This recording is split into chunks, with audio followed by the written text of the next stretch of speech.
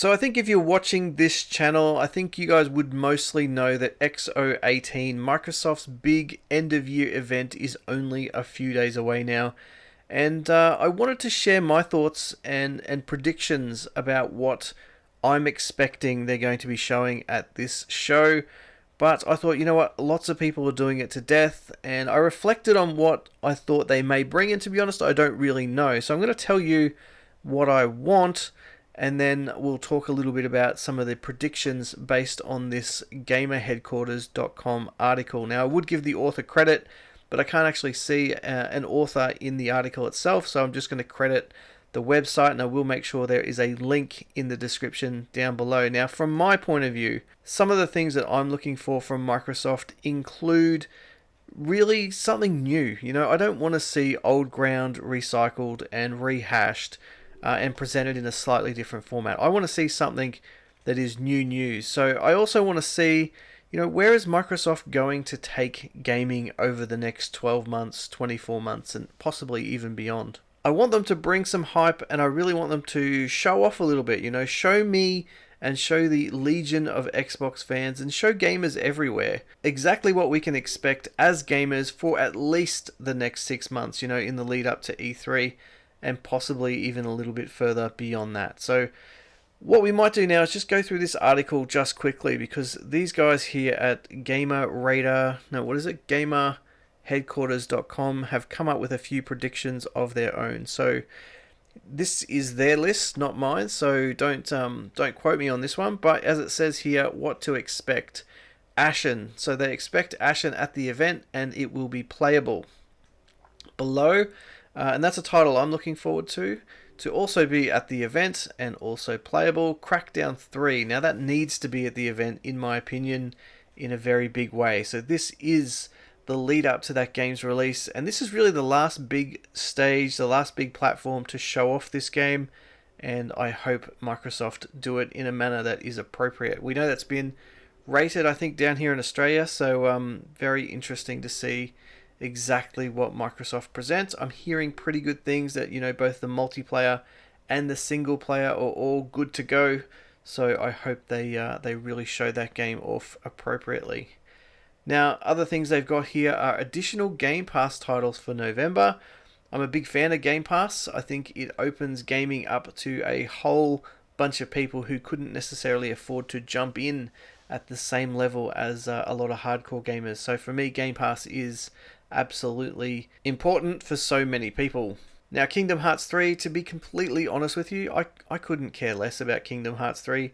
I know a lot of people who are massive Disney fans, but, you know, not me. PlayerUnknown Battlegrounds, now as it says here, probably the snow map, and, you know, that's a bit meh for me. I think we've already seen today, I think it broke, that PlayerUnknown Battlegrounds is actually free in a lot of regions. Now, I don't know if that just leaked out a little bit early, or they opened the floodgates to that a little bit early on the back of the news that the game might be coming to the PlayStation 4. So, look, interesting. I do wonder what they're going to do with PlayerUnknown Battlegrounds. I think the best thing they can probably do is make it a free-to-play game.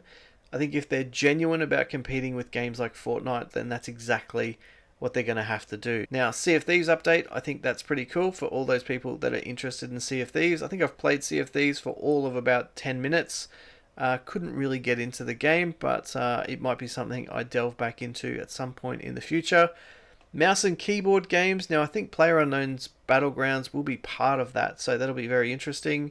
Shadow of the Tomb Raider, The Forge, State of Decay 2 update, probably last DLC, and The Division 2. Now I've got to say, there's a few things in there that interest me. Ashen, Below, Crackdown 3, and State of Decay 2. I think they're probably the things that I'm really keen on. Maybe even the Shadow of the Tomb Raider DLC. I think that could be pretty interesting. I've not even played the base game yet, so, you know, I'm looking to pick up the definitive edition at some point in time.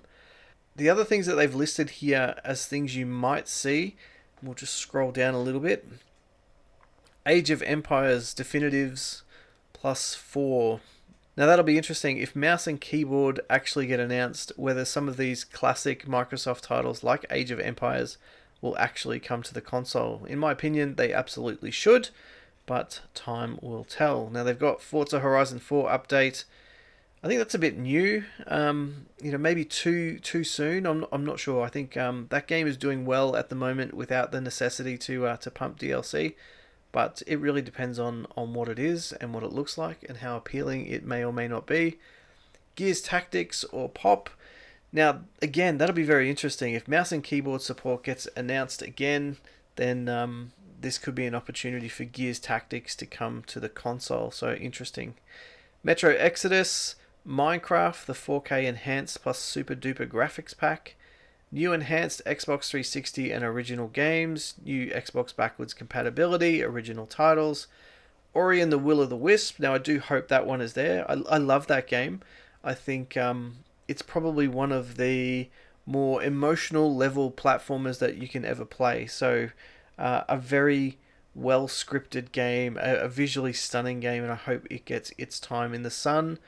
A new studio acquisition announcement, possibly Obsidian. Sunset Overdrive PC. Obviously, this is the worst kept secret of the week. Interesting to see if they really bring some sort of announcement to XO18 on that one. Now, things they're saying that we won't see: Ashen release date, Gears 5, Halo Infinite, and Playground's next title, which is rumored to be Fable. So I think those are probably confirmed things we won't see based on tweets and information out from the various Microsoft developers that are working on those games. So that's a little bit sad, but I think one of the things that does for me is it highlights that Microsoft can carry this show without some of their big hitters. They don't necessarily need Gears 5, they don't need Halo Infinite. They're very confident that they can carry the show with the lineup that they have, and from my point of view, that's a good thing. But there's a couple of things that aren't on any of these lists, and I want to talk about those for a second. And obviously, these are things that Microsoft alluded to at E3 when they were talking about they're already into that stage of development on the next console cycle. And I think they mentioned consoles were in development, and many people have speculated the streaming stick or a streaming device or a hybrid device between something that could stream and was kind of a standard lower end console, and something else that may be considered a premium console. Now, I'm not 100% sure Microsoft will unveil the next big Xbox, but they may have this hybrid in between iteration of something like a streaming stick and be ready to push forward with xCloud. So they kind of semi-announced xCloud. I'd love to see them announce the beta rollout of that. I think that would be awesome. And I think that's something that I'm personally looking forward to. And for me, it's about, what's that next evolution of gaming for Microsoft. Could, for example, I dust off the old Xbox 360, download the xCloud app, and be gaming all the latest games via my Xbox 360? Is that something that's even possible? In theory, it probably is, but in practicality, will it happen? I don't know. So that's why I'm very keen to see exactly what Microsoft want to do with this whole xCloud infrastructure going forward and what it means for gaming. Do we even need another Xbox console, or is it something I can just go and download an app, sync up an Xbox controller, stream to the TV, and I'm good to go? So there's some of the things that I want to know, and I'm hoping that this XO18 event kind of unveils for me. So there you go, guys. Look, that's just my thoughts on XO18.